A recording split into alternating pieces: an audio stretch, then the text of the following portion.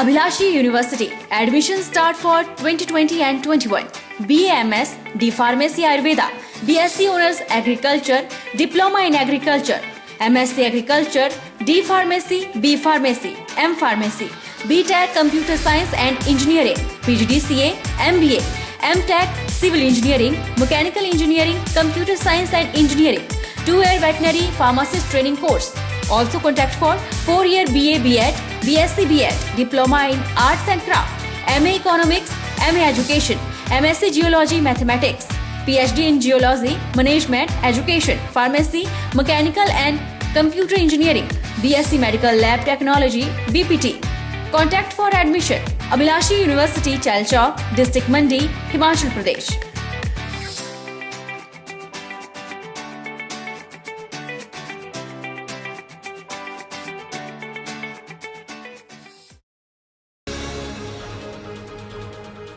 हिमाचल प्रदेश सरकार लोगों को बेहतर मूलभूत सुविधाएं देने के वादे बेशक करती हो, लेकिन जमीनी हकीकत कुछ और ही है।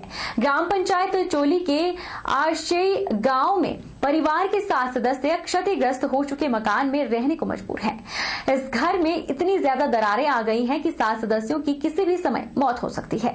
परिवार के सदस्यों का कहना है कि ना ही पंचायत प्रतिनिधियों द्वारा कोई सहयोग मिला और ना ही मंत्रियों और विधायकों से कुछ सहयोग मिल पा रहा है।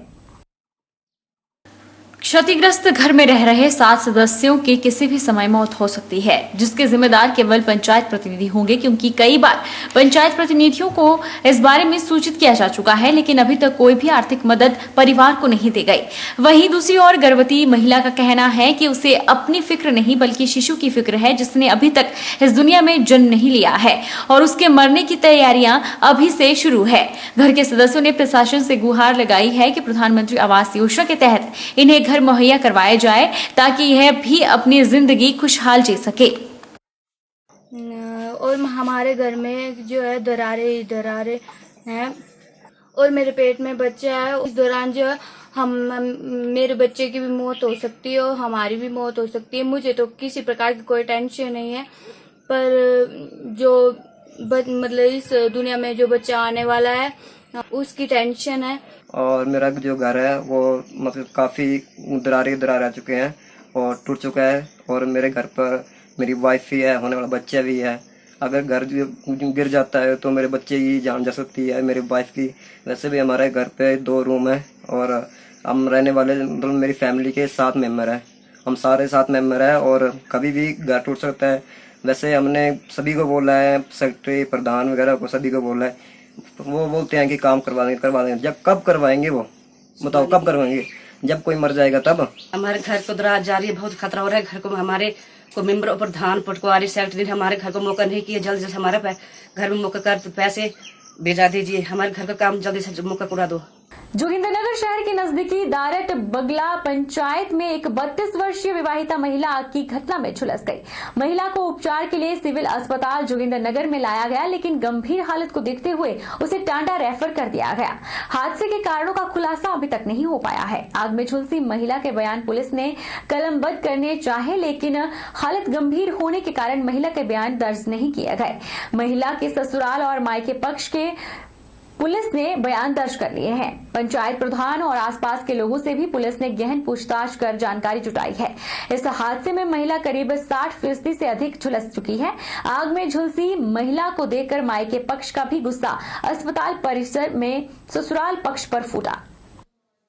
हॉस्पिटल जोगिंद्रनगर से एक महिला के जलने की सूचना पुलिस थाना जोगिंद्रनगर में प्राप्त हुई थी, जिस पर आईओ ने जाके वहां पे एमएलसी कटवाई है और वहां पे जो कंसर्न जो उसके संबंधी थे उनके स्टेटमेंट रिकॉर्ड किए हैं। फिलहाल आग कैसे लगी है महिला को इस बात की पुष्टि ना हो पाई और महिला जो अनफिट फॉर स्टेटमेंट है उन्हें टांडा रेफर कर दिया गया। जोगिंद्रनगर शहर और आसपास के ग्रामीण क्षेत्रों में आवारा कुत्तों के हमलों का सिलसिला थमने का नाम नहीं ले रहा है। बुधवार को फिर जोगिंद्रनगर सरकाघाट मार्ग पर बस्ती के नजदीक एक लावारिस पागल कुत्ते ने 6 लोगों को काट दिया। इस दौरान कुछ लोग गंभीर रूप से लहूलुहान हुए। 4 गंभीर घायलों को नागरिक अस्पताल जोगिंद्रनगर में प्राथमिक उपचार के लिए पहुंचाया गया। एक घायल को जिला कांगड़ा के टांडा स्थित मेडिकल अस्पताल में रेफर कर दिया गया। 2 आंशिक घायलों ने नजदीकी स्वास्थ्य केंद्र में उपचार हासिल किया।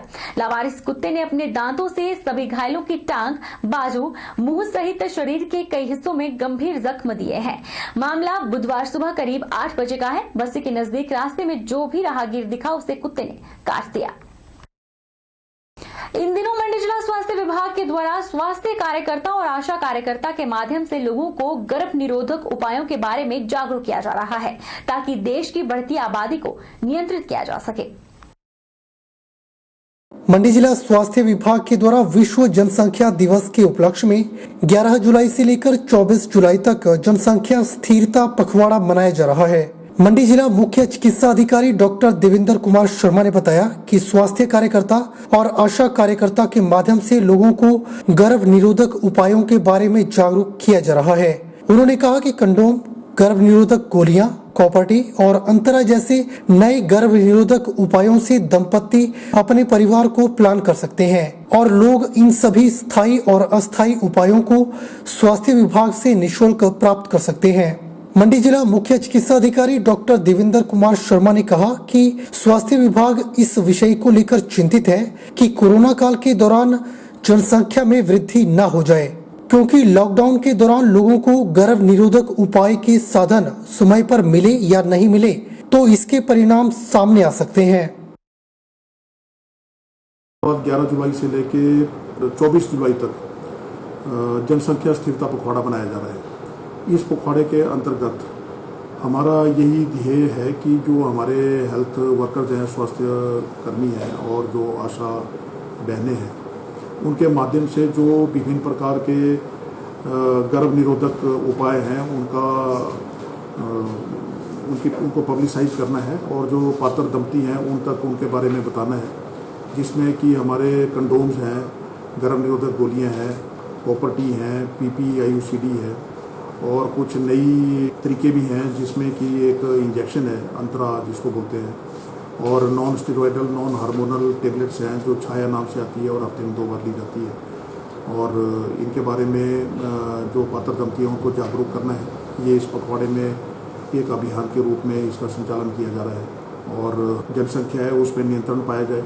और ख़ासकर इसके कोविड काल में ये जो पिछले 3-4 महीनों से परिस्थिति बनी हुई है, इसमें भी काफ़ी हम विकट परिस्थिति से गुजर रहे हैं और हमें ये भय है कि कहीं इस लॉकडाउन की वजह से, इस कोविड की परिस्थितियों की वजह से जनसंख्या में वृद्धि ना हो जाए, क्योंकि काफ़ी जो लोगों को गर्भ निरोधक उपाय हैं, जो गर्भ निरोधक उपाय करने के जो चीज़ें थी वो समय पर उनको मिल रही हैं, उन्होंने प्राप्त की है या नहीं की है, तो इसके भी परिणाम सामने आ सकते हैं। तो इसके लिए कोविड की वजह से भी हमें ज़्यादा जागरूक रहने की जरूरत है।